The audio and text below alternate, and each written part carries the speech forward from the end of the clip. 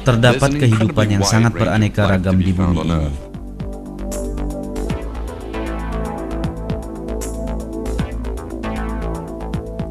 Jutaan binatang, tumbuhan dan serangga hidup bersama secara harmonis di planet biru ini.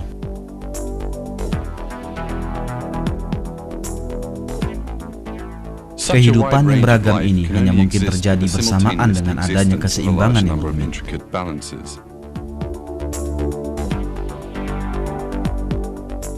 Jarak bumi ke matahari, sudut bumi terhadap sumbunya, kecepatan berputarnya, bagian-bagian atmosfernya, dan air yang menutupi 3/4 permukaannya adalah sebagian kecil dari beragam keseimbangan sensitif ini.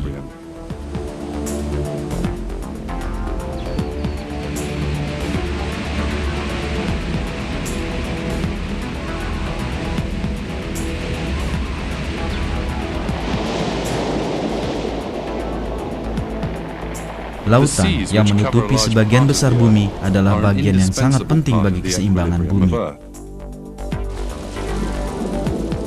Banyak peristiwa alam di atmosfer, dari hujan sampai pembentukan angin hingga iklim, terjadi karena keberadaan laut. Selain itu, laut menjadi tempat tinggal jutaan bentuk kehidupan. Keragaman ini yang menjadi ratusan bahkan ribuan meter di bawah laut sama mengagumkannya dengan di permukaan.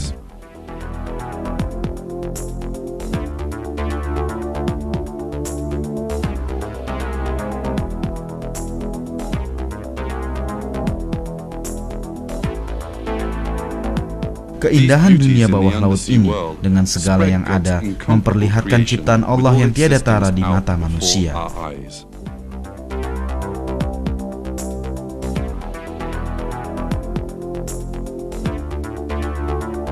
Dari ikan hingga tumbuhan laut, dari kerang hingga paus raksasa, dari lumba-lumba sampai plankton, beragam kehidupan yang tak terhingga mendiami bagian bumi yang sempurna ini.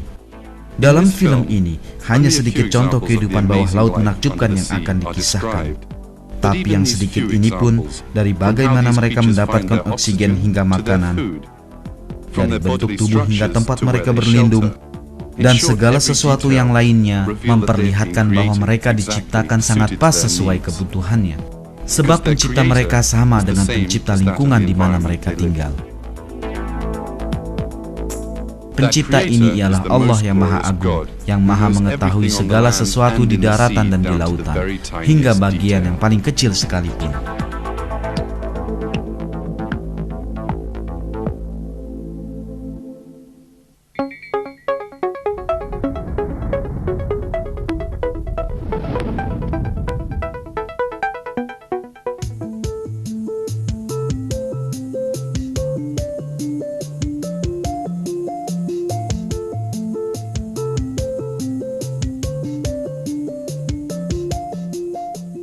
Lingkungan tempat tinggal makhluk laut menyediakan kemudahan dalam mencari makan.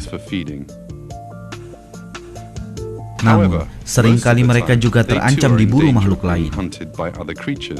Karenanya, pertahanan diri sangatlah penting bagi makhluk hidup dasar laut.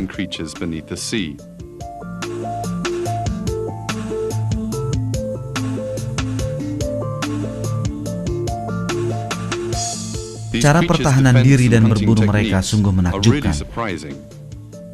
Meskipun tidak memiliki akal atau kecerdasan, mereka menunjukkan perilaku yang sangat terencana dengan baik.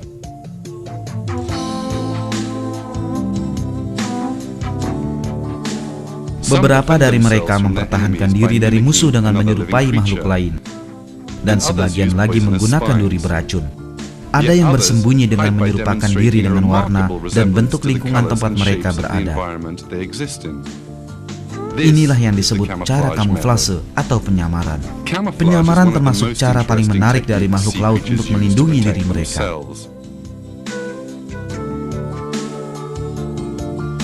Dengan cara ini, ikan menjadi tak terlihat oleh musuhnya.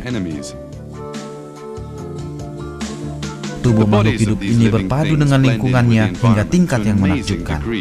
Sedemikian hingga pada pandangan pertama sangatlah sulit mengatakan apakah mereka tumbuhan atau binatang.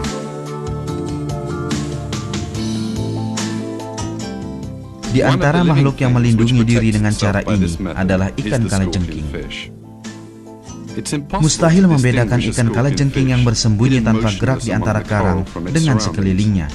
Kemampuan ini menjadikan ikan terlindung dari terkaman ikan besar.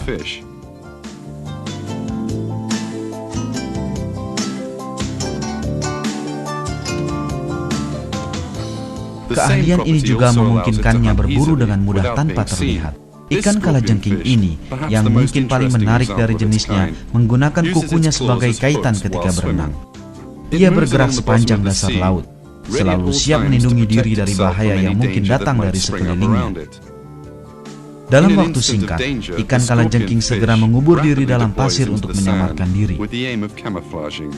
Ia membenamkan diri dan dalam sekejap menjadi tak terlihat. Tampak dari luar, hampir mustahil mengenali ikan kalajengking yang diam di dasar laut ini.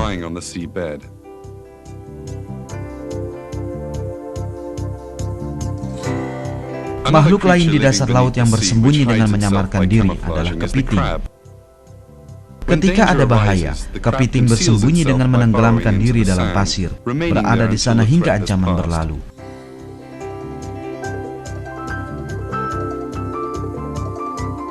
Tapi di saat yang sama, ia tak lupa membiarkan matanya yang khusus diciptakan untuk tujuan ini di atas pasir, sehingga ia dapat mengawasi apa yang terjadi di sekitarnya.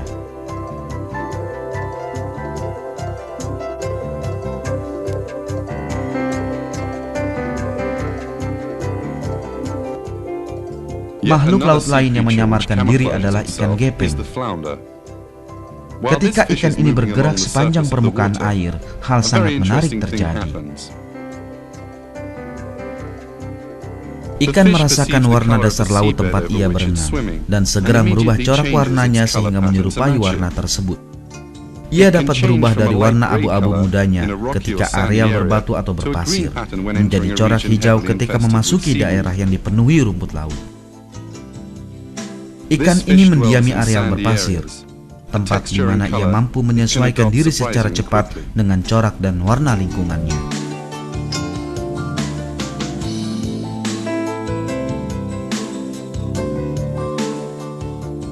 Makhluk dasar laut yang kami kisahkan sejauh ini diciptakan agar mampu menyamarkan warna, jaringan, bahkan mata mereka. Mata yang tetap berada di luar ketika keseluruhan tubuh terkubur di bawah pasir dapat mengamati keadaan sekeliling mereka dengan aman, persis sebuah periskop kapal selam. Ikan sotong juga ahli dalam menyamar. Makhluk ini mampu mengubah pola dan warna kulitnya dalam waktu sangat singkat.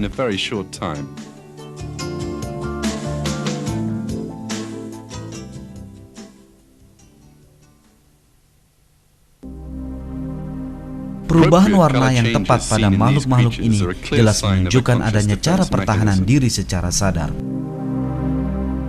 Jelas bahwa ikan tidak secara sadar atau tak mempunyai akal untuk menyelaraskan diri dengan lingkungan sekitar dalam sekejap. Bahkan jika kita anggap ia memilikinya, bagaimana ia tahu mekanisme psikologis apa yang dibutuhkan untuk melakukan perubahan ini? Dengan cara apa mekanisme ini ditempatkan dalam tubuh? Dan bagaimana ia bekerja?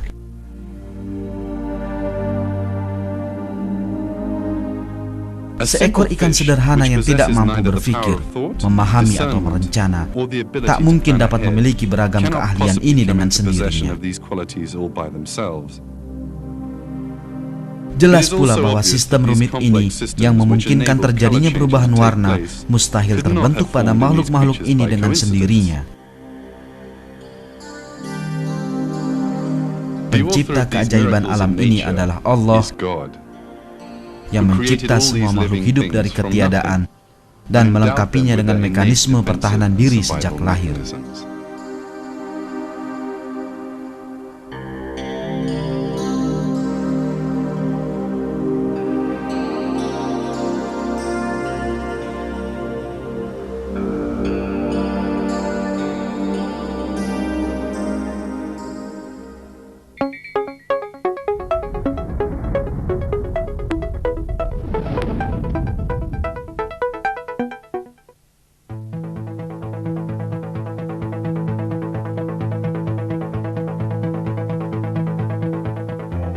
Sejumlah makhluk laut menggunakan beragam cara selain penyamaran untuk melindungi diri. Makhluk ini misalnya memiliki keahlian bersembunyi secara sederhana. Ia bersembunyi di bawah selembar batu karang ketika bergerak melintasi dasar laut. Ikan gembung muda ini bukanlah perenang ulung. Karenanya, ia tidak mampu dengan cepat menjauhi pemangsa yang memburunya. Namun ia memiliki pertahanan sempurna melawan kemungkinan serangan. Ketika bahaya mendekat, tubuh ikan mengembang. Setelah tak mampu menelan ikan yang tubuhnya membesar ini, pemangsa lalu pergi meninggalkannya. Ikan ini dikenal dengan ikan landak. Terlihat oleh kita dengan sistem pertahanan menyerupai ikan gembung. Lebih besar dari ikan gembung, ikan ini memiliki duri-duri horizontal pada kulitnya. Saat merasakan bahaya, ikan segera menggembung beberapa kali lebih besar dari biasanya. Duri-durinya berdiri tegak seiring dengan tubuh yang mengembang, dan akhirnya ia tampak seperti bola bertaburkan duri. Penampakan ini menyebabkan sebagian besar ikan yang tertarik untuk memangsanya meninggalkannya.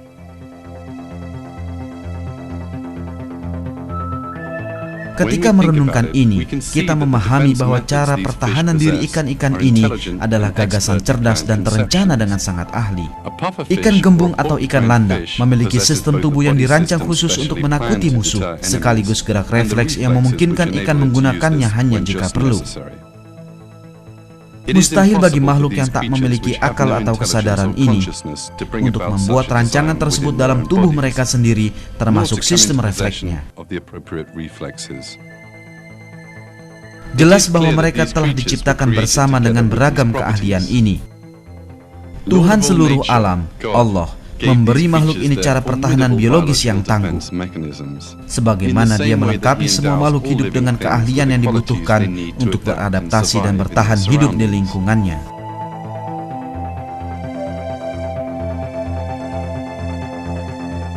Makhluk hidup yang telah Anda saksikan sejauh ini hanyalah sedikit dari beragam makhluk hidup tak terhingga yang mendiami samudera tak bertepi.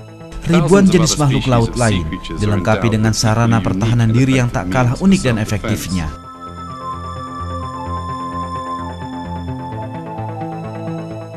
Salah satunya adalah udang mantis. Udang mantis dengan penampakan sangat mencolok hidup dalam lubang yang ia gali di bawah pasir. Saat keluar mencari makan, ia menggunakan cakarnya yang mirip palu untuk menarik remis yang ia temukan. Lalu ia mencabik-cabik remis menjadi serpihan kecil dengan serangkaian pukulan kuat.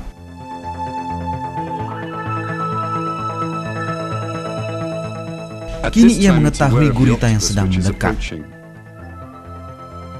Ia berdiri tegak di hadapan gurita, seolah mengingatkan agar jangan ikut campur. Bila gurita tidak menjauh, udang memukulnya tepat di mata. Pukulan ini berlanjut hingga gurita benar-benar menjauh. Udang beraksi seakan tahu bahwa mata adalah bagian terlemah dari tubuh lawannya dan mengarahkan pukulan ke arah ini.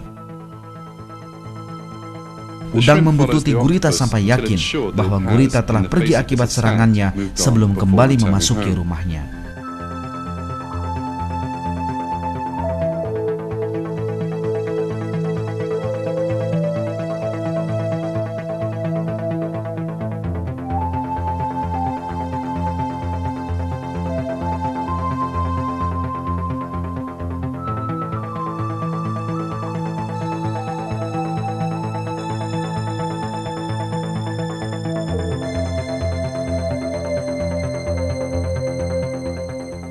Pertahanan diri lain yang kita saksikan pada makhluk laut adalah mata palsu. Sejumlah ikan mempunyai tanda berbentuk mata pada sirip belakang mereka. Tanda ini menyebabkan mereka tampak lebih besar. Tanda ini juga mengalihkan perhatian musuh pada ekor, dan bukan bagian kepala yang paling lemah. Ini memberikan kesempatan berharga untuk meloloskan diri. Mata yang sebenarnya juga disamarkan dengan belang hitam tebal. Sudah pasti desain ini bukanlah karya kebetulan semata, tapi diciptakan secara khusus untuk perlindungan makhluk ini. Adalah mustahil membedakan kepala ikan ini dari ekornya. Mata palsu di tubuh bagian belakangnya adalah alat pertahanan yang didesain sangat sempurna. Tapi ada yang lebih mengejutkan. Ikan ini berenang di sela-sela dedaunan yang ternyata bukan tumbuhan, tapi kuda laut.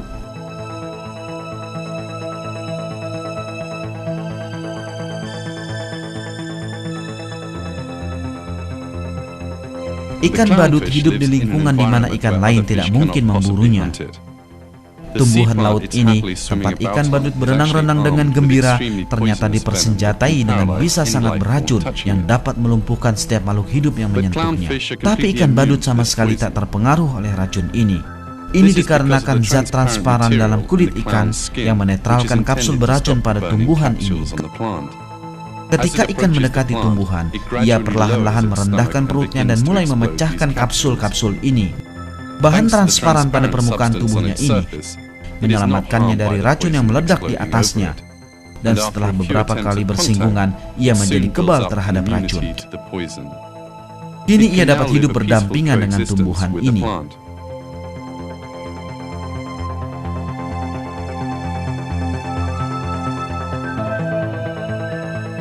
Pernyataan bahwa penyamaran, perubahan bentuk, dan lusinan cara pertahanan lain muncul sebagai hasil pengalaman dari waktu ke waktu atau hasil kebetulan terlihat jauh dari logika atau akal sehat.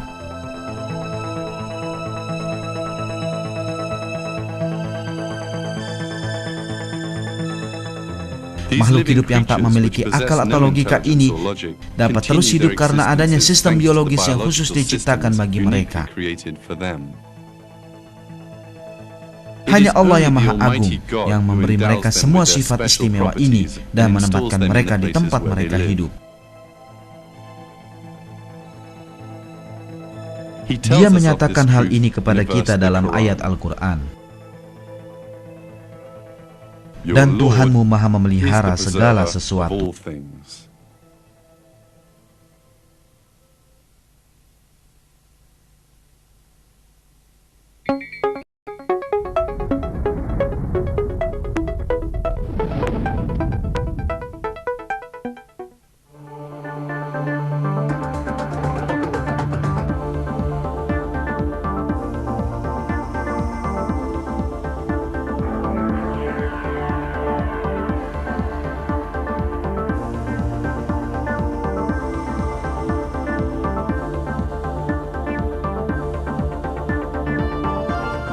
Sejumlah makhluk laut harus dengan teratur dibersihkan dari organisme, jamur, atau parasit yang menempel di tubuhnya. Tapi mereka tak memiliki keahlian untuk melakukan tugas ini secara mandiri. Karenanya, mereka mencari bantuan dari makhluk lain. Sejenis makhluk laut yang biasanya menjadi mangsa dalam hitungan detik, berenang di sekitar ikan besar tanpa merasa terganggu, membersihkan parasit dan jamur dengan memakannya. Kedua pihak memperoleh manfaat dengan cara ini. Satu pihak mendapatkan makanan dan yang lain dibersihkan dari organisme yang berbahaya.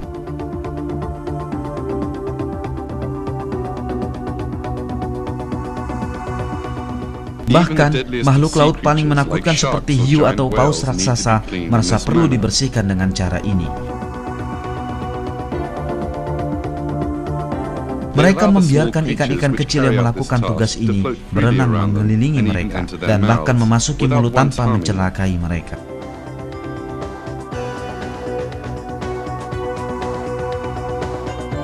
Ikan mendekati mereka tanpa takut, yakin bahwa takkan ada bahaya yang menimpanya.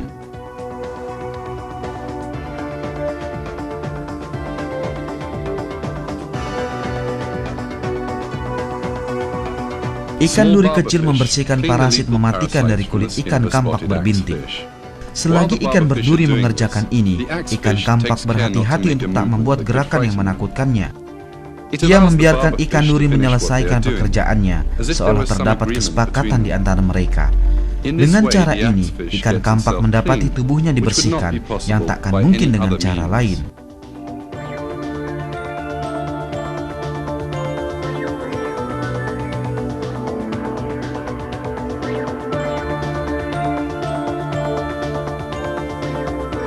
Kebanyakan ikan karang hidup di dasar bebatuan karang dan memakan rumput laut.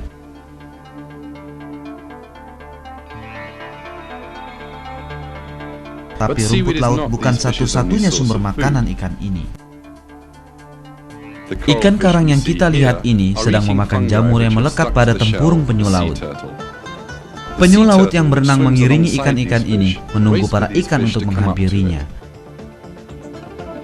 Begitulah ikan karang melakukan pembersihan yang tak mampu dilakukan sendiri oleh penyu laut.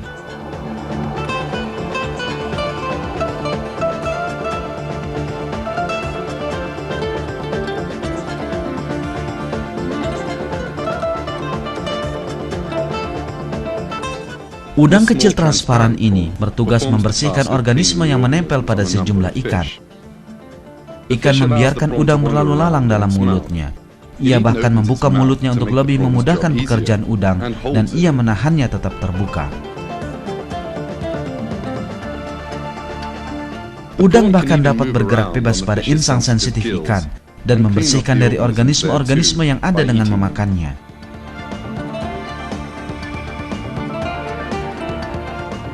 Makhluk laut yang telah kita bicarakan sungguh tak menyadari keberadaan parasit pada tubuhnya. Andai pun mereka tahu, mereka tak memiliki akal untuk memahami bahwa parasit atau jamur atau organisme lain dapat membahayakan mereka. Bahkan jika kita anggap mereka tahu, bagaimana mereka tahu apa yang dilakukan untuk membersihkannya?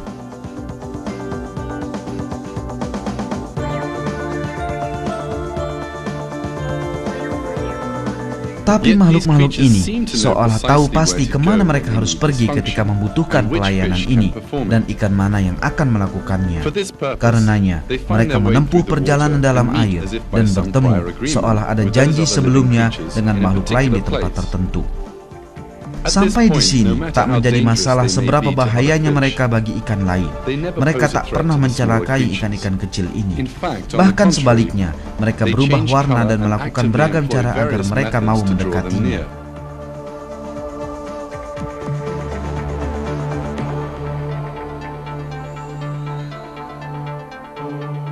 Semua ini bukanlah perilaku yang mampu dikerjakan oleh makhluk sederhana ini secara sadar.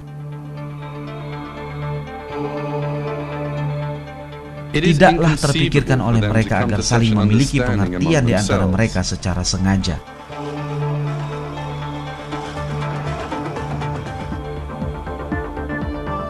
Makhluk-makhluk yang seolah bekerja sama secara sadar ini telah berperilaku sesuai dengan wahyu Allah, pemilik ilmu yang tak terbatas sejak keberadaan pertama kali mereka di muka bumi. Sebagaimana ayat Al-Quran yang berbunyi, bahkan apa yang ada di langit dan di bumi adalah kepunyaan Allah, semua tunduk kepadanya.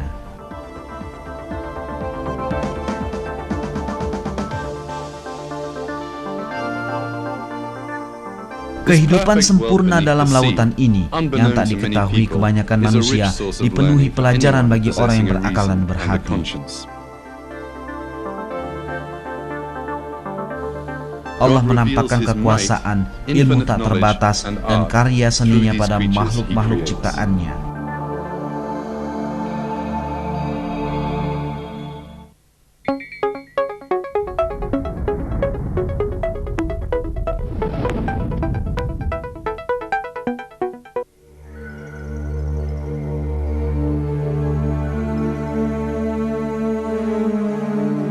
Teori evolusi yang dikemukakan pada abad ke-19 oleh seorang naturalis Charles Darwin menolak penciptaan. Teori tersebut mengatakan bahwa semua makhluk hidup di dunia ini berevolusi dari satu bentuk ke bentuk lain melalui serangkaian peristiwa kebetulan.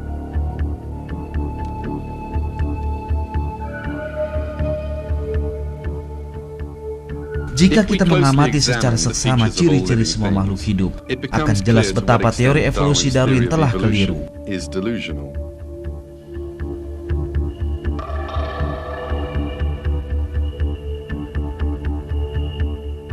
There are two basic reasons for this.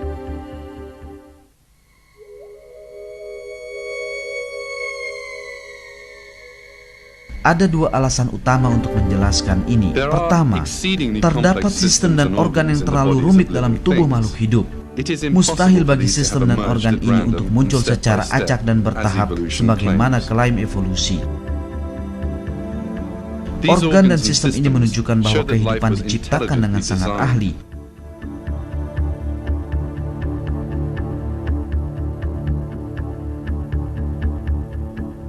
Beragam makhluk yang telah Anda saksikan di film ini membuktikan hal ini. Kepiting dan ikan pipih yang memiliki struktur mata khusus yang memungkinkan mereka mengamati apa yang sedang terjadi di sekeliling mereka.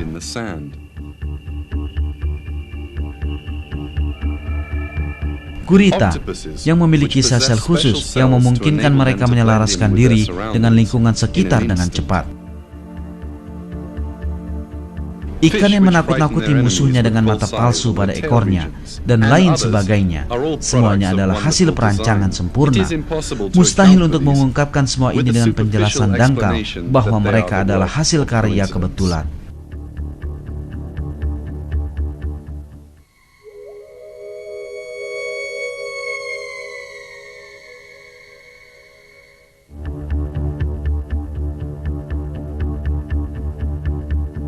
Kedua, ketika bukti fosil diteliti, terlihat bahwa beragam spesies makhluk hidup muncul tiba-tiba di dunia dalam bentuk yang sama sebagaimana mereka yang hidup di masa sekarang, tanpa mata rantai evolusi di antara mereka. Teori evolusi mengklaim bahwa harus ada spesies peralihan di antara jenis-jenis makhluk hidup, tapi tidak ada jejaknya sama sekali. Ini juga berlaku pada makhluk hidup dasar laut.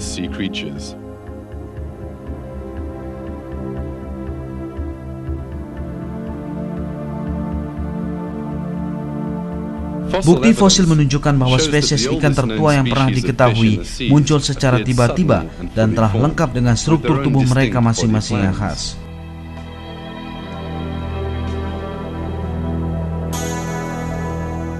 Ikan-ikan ini tak memiliki kemiripan dengan makhluk laut tak bertulang belakang yang hidup sebelum mereka.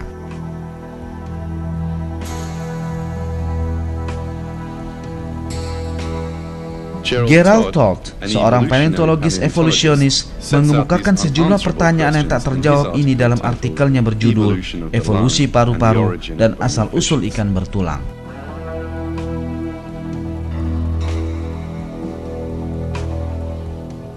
Semua tiga subdivisi ikan bertulang pertama kali muncul dalam catatan fosil kira-kira pada waktu yang bersamaan. Mereka sudah sangat berbeda secara morfologis dan mereka dilengkapi dengan senjata berat. Bagaimana mereka berasal? Apa yang membuat mereka sangat berbeda? Bagaimana mereka semua dapat memiliki senjata berat? Dan mengapa tidak ada jejak peninggalan bentuk-bentuk awal dan peralihan?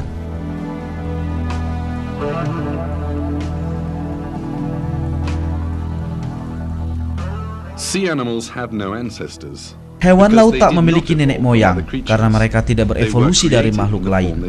Mereka telah diciptakan dalam bentuk sebagaimana mereka saat ini.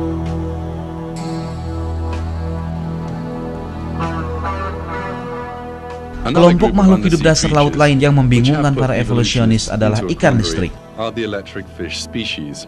Makhluk ini yang dapat membangkitkan listrik dan menggunakan untuk pertahanan ini menyerang dan komunikasi. Masing-masing adalah sebuah keajaiban penciptaan. Sejumlah ikan listrik mampu membangkitkan listrik hingga 500 volt. Selanjutnya, dalam lautan bumi ini terdapat sejumlah makhluk listrik dengan struktur yang sungguh berbeda satu sama lain. Para evolusionis tak mampu membayangkan suatu rangkaian evolusi di antara makhluk-makhluk ini. Perihal ikan listrik ini membuat Charles Darwin, pelopor teori ini, berpikir keras dan lama tentang hal ini dan memaksanya membuat sejumlah pengakuan. Dalam bukunya The Origin of Species, dalam bab berjudul The Difficulties on Theory, Darwin mengatakan berikut ini. Organ-organ listrik pada ikan memberikan satu contoh lagi perihal kesulitan khusus. Adalah mustahil untuk membayangkan melalui tahapan-tahapan seperti apa organ-organ yang menakjubkan ini terbentuk. Organ-organ listrik memberikan satu lagi dan bahkan kesulitan yang lebih serius, sebab mereka hanya terdapat pada kurang lebih selusin ikan, di mana beberapa di antaranya sangat sangat berbeda jauh dalam hal kekerabatan di antara mereka. Nyatanya, kesulitan-kesulitan Darwin tak pernah berakhir, sebab setiap makhluk di dasar laut memiliki mekanisme biologis yang menunjukkan bukti jelas penciptaan. Satu contoh adalah sejenis ikan bebatuan yang memiliki cara berburu sangat khas.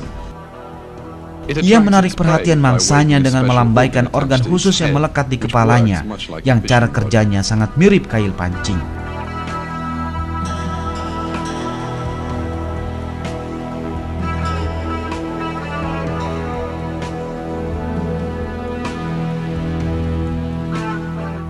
Lain lagi dengan ikan pemanah, yang merupakan ahli geometri yang mampu secara tepat menghitung posisi serangga yang dilihatnya, meskipun cahaya dibelokkan dalam air.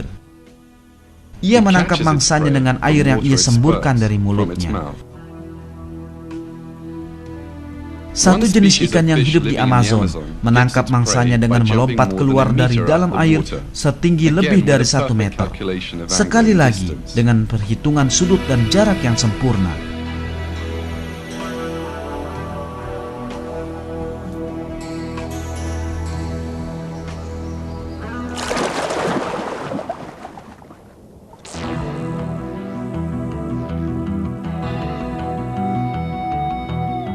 Semua makhluk hidup ini memperlihatkan kepada kita satu kenyataan penting.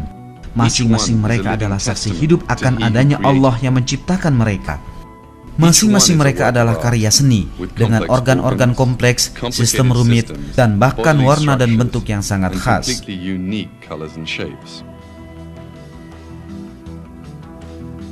Tak diragukan lagi bahwa setiap karya seni menjadi saksi atas seniman yang menciptakannya.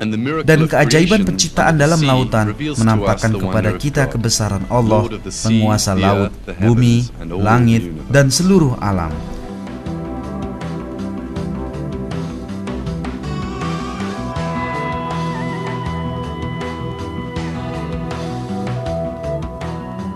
Seni penciptaan oleh Allah yang mengagumkan dinyatakan dalam sebuah ayat Al-Quran. Dialah Allah yang menciptakan, yang mengadakan, yang membentuk rupa, yang mempunyai nama-nama yang paling baik. Bertasbih kepadanya apa yang ada di langit dan di bumi. Dialah yang maha perkasa, lagi maha bijaksana.